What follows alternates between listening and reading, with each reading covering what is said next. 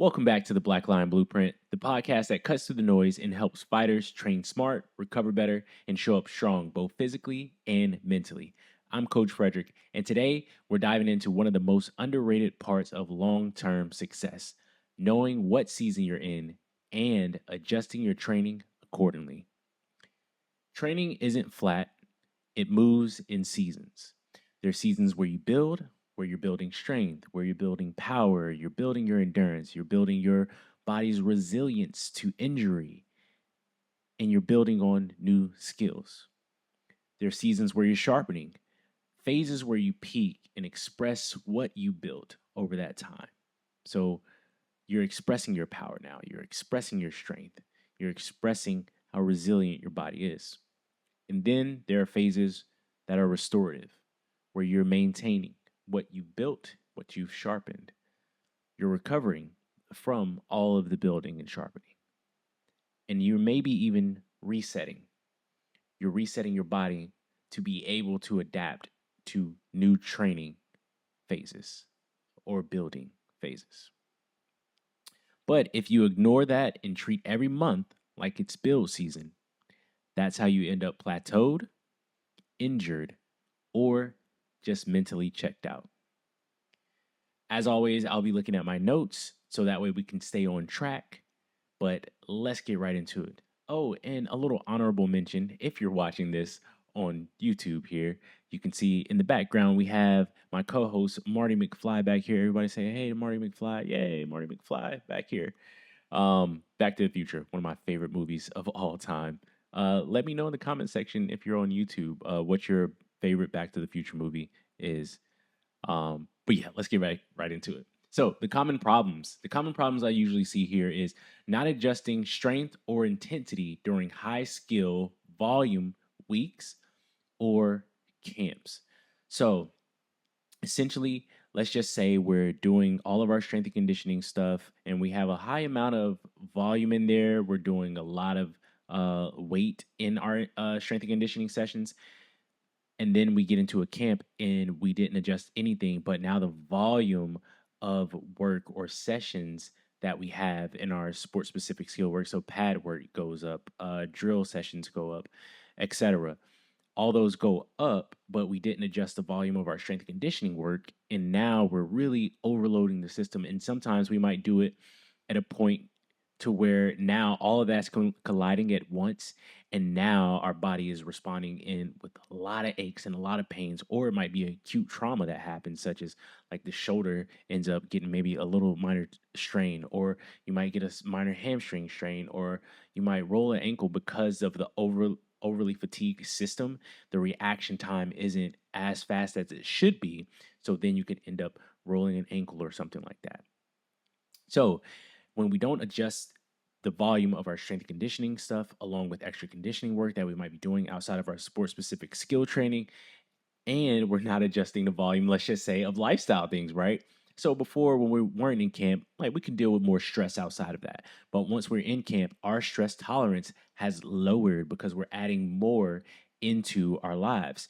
So what we need to do is manage that stress outside of the gym a little bit better. We need to hydrate or stay on top of our hydration a lot better. We need to make sure that we are sleeping maybe even more. If we were doing 7 hours, maybe we need 8 hours now. Maybe we need 8 hours plus a nap midday. Maybe we need a little bit more of that. Maybe we need more nutrients than what we were taking in beforehand. Maybe we need more carbohydrates. Maybe we need more protein, etc. Maybe we need more of these things. So adjusting the volume of other things, right? So we're thinking a little bit more in depth instead of just the X's and O's inside of the strength and conditioning stuff. But we're thinking about everything in a holistic mindset. Remember, it's not just what you do in the gym, it's what you do outside of the gym.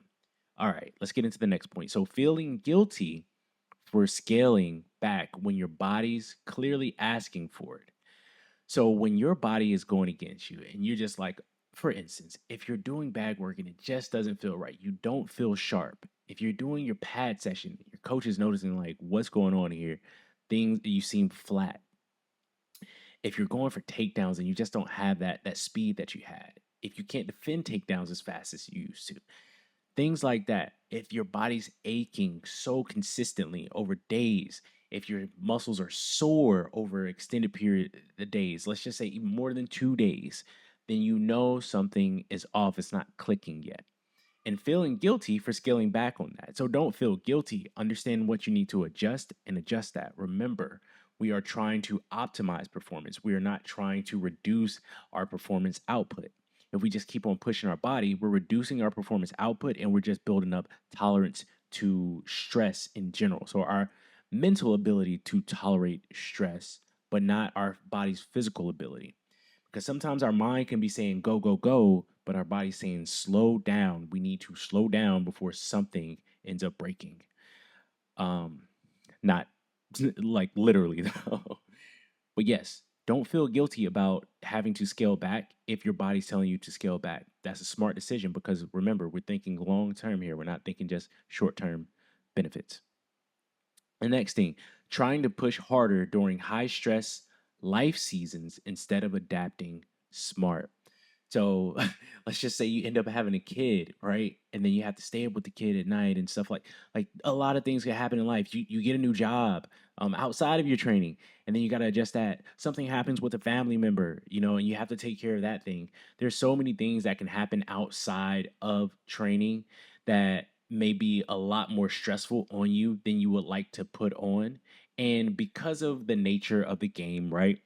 It's all about being tough and outworking or um just that embodiment of toughness. But my concept here, let's try and change and shift this paradigm here, right? And think about it.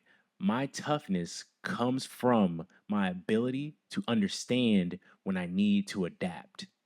My toughness comes from my ability to understand when I've reached my limit and when I need to pivot in order to continue to make adaptations, continue to perform at my highest level, or at least maintain the qualities that I have so that way I don't end up having maladaptations or end up injuring myself or ending up mentally just checked out because I pushed way beyond my limits. It's understanding those things. Let's shift that paradigm of toughness instead of just like push, push, push. It's more so understand, listen to your body, and make those adjustments. Be wise about these decisions that you're making. The next thing, believing every phase has to look intense or feel hard to count.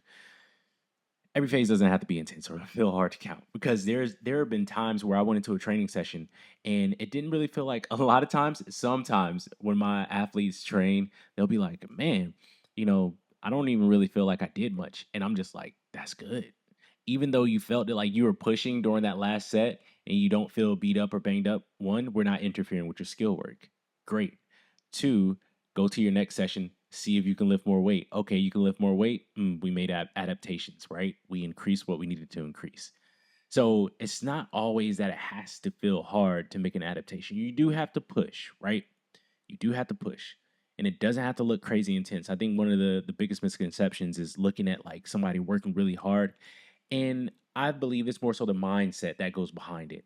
It's like the admiration for that person, how much work and dedication and discipline that they're putting into their specific craft. I think is more so that behind it. But understand there are multiple ways that you can be disciplined, that you can put in hard work into your craft than to just cranking out like tons of hard back sessions or cranking out tons of salt bike intervals or running for miles until you can't breathe or you throw up or till you just break down. I'm not going to mention it because it's on my brain, but I don't want to downgrade anybody's thought process or mindset behind it, but I do want to give some insight into how you can shift this and make it work for you, to where you don't end up ruining your career because you're trying to mimic something that's not going to work for you and not going to contribute to your long term success. So remember, it doesn't always have to look intense or feel hard for it to actually count. Remember, it's the adaptation.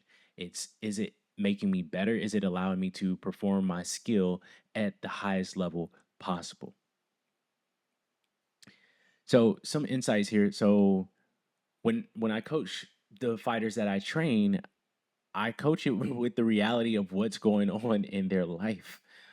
Like we don't always, if we're pushing for strength and you just come in and you, once again, you had a stressful situation with a family member and you had to take care of that over the past couple of days or whatnot, and you didn't really get much sleep. It's just like, all right, brother, like we gotta, we might not be able to do this session. It's okay, because once again, one session, two sessions, maybe even a couple of sessions are not going to break you over years. Okay. But if you decide to push through that and still try to hit that session hard and end up getting an injury inside of that session, now that can mess you up for years.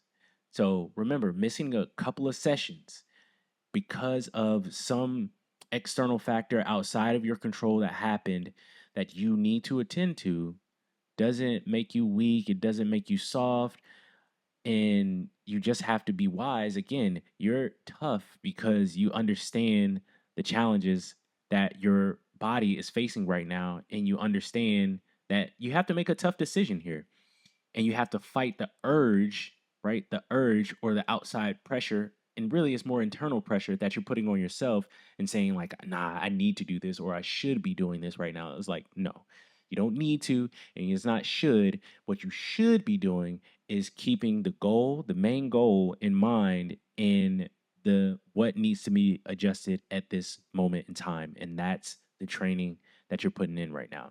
You have something going on in your life that you need to make adjustments for. So make those adjustments, call it what it is. And, you know, you have to be open with communication with your coaches as well. That's the biggest thing. Because if you're just kind of like, skipping sessions and you don't let them know what's going on, then they could just think you're slacking. You know what I mean? When you actually do have something legit and real going on in your life. So, be completely open as much as possible about those things. But how I typically break it down when we're building in these seasons, I have phases where we're doing accumulation. Accumulation, we're just building on the body's resilience. We're refining movement patterns or whatnot. We may be adjusting imbalances, or not adjusting imbalances, but improving on imbalances and decreasing those imbalances in left to right sides, strength, mobility, etc. And it depends on your training age too. And we'll get into that in a later podcast. But if you're inexperienced, you may be in this accumulation phase for an extended period of time. And even when you're in camp, you're still doing accumulation, but the volume may just be lower because you need a more of a base level of development than someone else who has years of experience in the weight room who can express some of these other characteristics to where they can go through all of these different phases as well.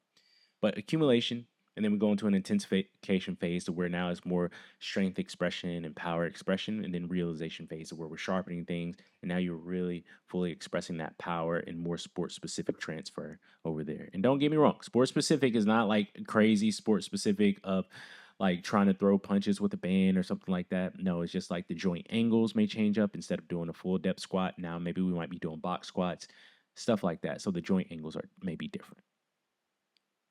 So not only do we adjust what's going on in life, but we adjust what's going on in camp and in the body.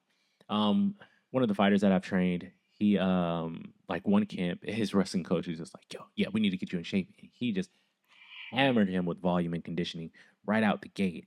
And it sad to say, like his shoulder like got jacked up after that. And I was just like, all right, well, now we can't do certain movements in our strength and conditioning work because now we gotta like baby and monitor the shoulder. So we adjusted it to compensate for what was going on. But that's the thing, in camp, you're just like you're out of shape, and you listen to your coaches. You know what I mean? Like you don't fight your coaches or whatnot. But again, if you're not telling your coach what's going on, and you and your coach don't see eye to eye on like just certain training philosophies, it's probably like a good idea for you to maybe have a sit down and have a talk about that. But if a coach has your best interest in mind, understand that they're going to make the adjustments based on what you say your body's feeling. So just understand, like a good coach is going to make adjustments for what you're feeling in your body, and how you're performing as well, because they want you to be able to get through this long term, right? They want you to have a long career.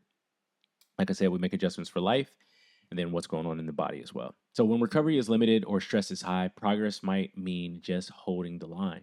So again, like if I have a fighter and they end up getting sick in camp or whatnot, and they're wanting to do their strength and conditioning work, but they also need to do their skill work and stuff like that. I'm just like, it's okay if you miss your strength and conditioning sessions. It's perfectly fine because now we're taking some of the load and the stress load off of the body, so it does have some space to recover and heal from this sickness. And you're still able to get the most out of your sport specific skill work as well. Excuse me. So making sure we make adjustments for that and holding the line, like there are periods of time to where you have maybe a lot more skill work that you need to get done, and your strength may stay the same, your output may stay the same, and that's good. Like you're maintaining, but also you're improving on other characteristics that are the priority. So you're still maintaining your strength, you're still maintaining your power, your muscle endurance, your conditioning, you're still maintaining all those factors, but you're improving on the skill that's the main thing. And that's perfectly fine. And understand, maintaining, that's not weakness. It's wisdom, wisdom, wisdom, wisdom, my friends. Understand it's wisdom. So, kind of giving you an example of my life, like I've been there, I've tried to push through everything. I've had multiple injuries in my training, and I'm just talking about training in the weight room. I mean, shoot, I did some wrestling, like recreational wrestling and stuff like that. I did jujitsu a little bit, and I tried to push through certain things, and it wasn't the smartest thing ever. But I'll tell you this: the times I felt as fresh as possible was when I make sure I stayed on top of my sleep. I was eating enough. Of course, like it wasn't all perfect, but let's say I got 7 hours of sleep. Then a few nights in a row, I ate enough food. I hydrated, and I tell you, I had some of the best sessions I've ever had. But then the times where sleep was off over the weekend or whatnot, and I didn't eat as much as I should have, and then I come in Monday, and let's just say I'm trying to hit my back squat, and I hit 10 for at 295 for 3 sets. But then I come in on that weekend where I didn't get as much sleep and eat enough. Then I come in and that 295 seems like I'm not even going to get 5 reps. That's the body's like you didn't make the adaptation, or you made the adaptation, but your body can't express its potential because it's in a lower overall output state because you're not giving it what it needs to be able to perform at its optimal level. Okay. So um, yeah, I mean, really, this was more of a quick insight into just understanding like there's a lot of things that happen around like your sport specific training, the strength conditioning in the gym, and you have to make adjustments for that. And understanding like inside of the gym, there are little things that you want to make adjustments for, and just be mindful that it's okay to make those adjustments. Doesn't make you weak. It doesn't make you soft. You're being smart about your training, you are being smart about understanding or having the big picture in mind, and knowing that you want a long career, and that you want to get the most out of what you're doing. You know what I mean? If you're not making these adjustments, you're not getting the most out of what you're doing. I understand we're trying to squeeze as much out of it. So we're trying to do everything that we can, and we want to do all the things. But understand, if you're trying to chase all of these different things, you're never going to catch any single one of them. So at times, it has to be a certain priority that you're trying to chase this one thing. Other things may be on maintenance mode, and that's perfectly fine. And some things may even drop back just a little bit. But if it's to take 5 steps forward in another direction, you are A-OK. So always keep those things in mind. All right, so let's end off with these few questions here. So ask yourself these things. What season am I in right now? Am I building? Am I sharpening? Or am I restoring? The next question. Am I pushing with purpose or just trying to outrun my stress? So I like this one. Am I pushing with purpose? Right? Or just trying to outrun my stress? So remember, adaptation is the goal. Don't let ego confuse effort with progress. Don't let ego confuse effort with progress. Remember, you're not weak for adjusting your training. You're wise. Okay. The best athletes aren't the ones who go hard all the time. They're the ones who know when to push, when to pull, and how to keep showing up through every season. As always, I appreciate you being here. say goodbye to my co-host Marty McFly. Hey, and if you haven't seen Back to the Future, definitely you need to put that on your watch list. I'm a huge movie person, as you can see, but you definitely need to put that on your watch list. Back to the Future 1 is my favorite, but I like to know what your favorite actually is as well. But yeah, as always, appreciate you being here. And if you benefited from this, then share this with some of your teammates, anybody that you may know, a coach. And yeah, man, we're trying to spread the word. We're trying to make sure that you, you athletes, you fighters, you are performing tip top. You get all the information that you need in order to train smart and recover better and show up strong both physically and mentally. The tagline, that is it. I am looking out for your best interest. I want you to succeed and I want you to do the best and reach your full potential. Okay, I'm not going to drag on with all the sentimentals, but I'll see you in the next one. And once again, I appreciate you.